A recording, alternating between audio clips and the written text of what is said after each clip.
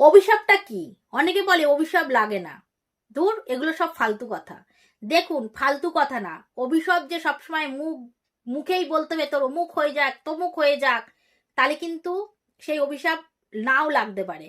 ধরুন, বিনা কারণে আপনি কাউকে বলে যাচ্ছেন যে তোর এই ক্ষতি হোক, ওই ক্ষতি হোক, সেই ব্যক্তি কোনো অন্যায় করেনি, সেই অভিশাপ কেন লাগবে? আবার ধরুন, কাউর প্রতি খুব অন্যায় হয়েছে, তাকে মানুষ দুঃখ দিয়েছে, কষ্ট দিয়েছে, নানা রকম সমস্যার মধ্যে পড়েছে, সে মুখ ফুটে কোনো সময় বলেনি যে অমুক লোকের খারাপ হোক, কিন্তু তার ভিতর যে কষ্টটা হচ্ছে, দুঃখটা হচ্ছে, সেই দুঃখের যেটা হাই আছে না, সেই হাইটা কিন্তু লাগে, সেটাও কিন্তু এক ধরনের অভিশাপ। তাই জন্য আহ, এই অভিশাপের হাত থেকে রক্ষা পাওয়ার জন্য কোনো সময় জ্ঞানে অজ্ঞানে অজ্ঞানে আমাদের অনেক ভুল হয়ে যায়, কিন্তু জ্ঞানবশত কারোর মনে দুঃখ দেবেন না, কষ্ট দেবেন না।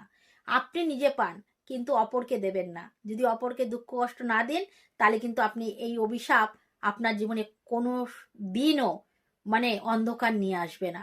এই কথাটা মনে রাখবেন।